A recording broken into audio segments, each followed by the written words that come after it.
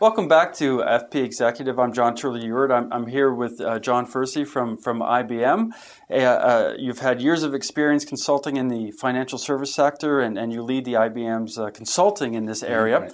We were just talking about what went wrong in 2008 and before, and now I want to talk about what we can do right to try and help avoid this kind of problem in the future. One of the questions that's being debated right now is whether we should move more towards a rules-based or a principle-based approach. And if I can explain it for just a moment, rules-based would be, for example, having different national governments impose more stringent regulatory systems on their banks and financial institutions. Principle-based seems to be a little bit looser and aimed at ensuring that decision makers make the right choice as opposed to just follow what the letter of the law says. Have you given much thought to this? Well, I think there are two or three dimensions at which we have to talk about the next stage of where regulation goes for financial institutions.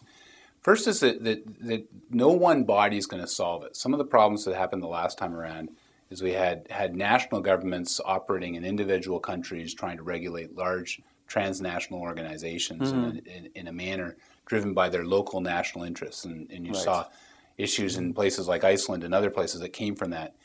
And what we're seeing right now is a plethora of new regulation evolving at the national level again to meet the national instincts of the individual countries. Right. There are about 10,000 regulations govern banks today globally. Right. And right now, somewhere in the order of magnitude of 4,000 additional regulations are in some process of adoption, country by country. And they're often conflicting, and they're often very, very parochial to the interests of that local place. And what we found the last time was systemic losses, where it's going to, where it ripples through the whole system. And I think that the notion of applying rules implies you know all the things in the past that can cause risk and cause failure, and that then you put into place regulations to prevent each of those things from happening again. Right. And that's probably what happened the last time. Right. Well, it's interesting because, my own sense is that rules can always be gamed. And the question that we really want to answer here is how can we ensure that our financial decision makers in banks and insurance companies and so forth are making good decisions, are making decisions that are based on, their proper prudential approach to banking. You talked earlier about risk and how driving up risk, people think a bigger reward. Is it time for financial institutions to maybe step back a little bit and see themselves as sort of the bedrock of the economy, meaning that they need to sort of limit the amount of risk that they're going to take? I think that's a tough question to actually say categorically one way or another. I think when you look at regulation going forward, everyone's going to have to bring a little bit to the party. Okay. To make will banks be able to make the levels of profitability and return on equity that they did in the 90s and the early 21st century? Probably not. They're going to have to ratchet down their acceptance of risk and therefore the rewards that they're going to take. And that should be in balance with their shareholders. Regulators in setting the agenda for how banks should be managed. Supervisors who are making sure that those regulators are doing, the banks are doing what they're supposed to be doing within those regulations or regulatory bodies' rules. And the policy setters that sit within the central governments of each country have to all work together to make it work. But I think that the profitability of banks that existed over the course of the last 8 or 10 years probably isn't replicable. Right. Because I don't think anyone's going to accept the levels of risk once they better understand the risks that they're taking. Well, let me ask you about what the regulatory system would look like. For example, in the United States, you had state-level regulators and federal regulators. Correct. In Canada, of course, the banks are regulated federally, but provinces also have a role in regulating the banks. If someone said to you, look, we're going to come to you, and what is your suggestion on how we can make this work? Would you be leveling out smoothing out these different levels of regulation and trying to create, single national bodies that can work internationally?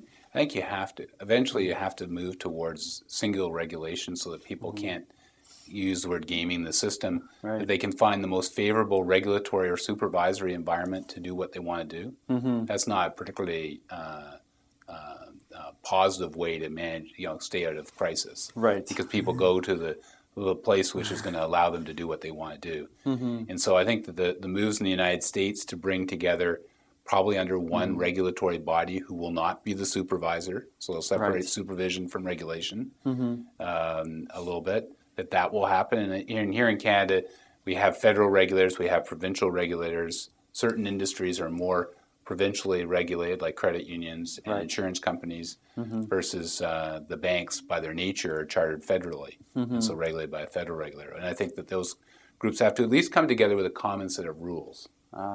And what about the politics around this? This is always an interesting thing. Particularly here in Canada, the notion of bringing together, and we've been trying to have the Canadian Securities Administrators come together as one body, or at least that's been a popular view, and we find challenges as we move across the country to do that. Has this changed in the past couple of years, though, with the crisis, not been a catalyst to make people stop and think about their different silos and perhaps breaking them down? I think this is a marketplace at which some people can think outside the historic positions to find the right answer. And I think that's why you're seeing in the States them coming together, and I think the same will be true here in Canada, is that the differences will become fewer as we move along.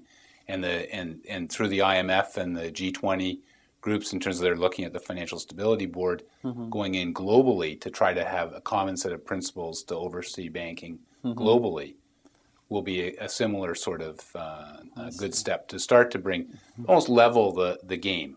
So there aren't different rules in different jurisdictions. Right. Are you optimistic that what will come out of this will be a better governance regime down the road? I'm scared that we're going to end up with 14,000 or more regulations and be in the same spot that we were in before. Because I think that you're already seeing that with the activities of the G20 to get everyone to work together into one way is a real challenge. So we face the risk of perhaps coming out of this crisis in a worse position if we go down that route of 14,000 different rules? Maybe just more compliance and governance work for the banks to meet the requirements in each jurisdiction, but maybe no better off from a risk perspective. I may have see. the same risks going there. But here's the one thing I'd ask, culture and risk. Do we not need to think about the culture in our corporations around risk and maybe trying to tackle the problem that way? Well, the culture of banks has always been, be a safe harbor for money, to give in theory, right? Give your depositors, protect it with deposit insurance and the like, and move forward. And how they lend money is very cultural. Canadian lending practices have traditionally been much more conservative than they were in other jurisdictions. So maybe we need to export some Canadian banking culture around the world. I'm sure there are a few people who have been happy to do so, like our Prime Minister. So. Indeed. John Fursey, thank you so much for joining us today. Yeah, my pleasure.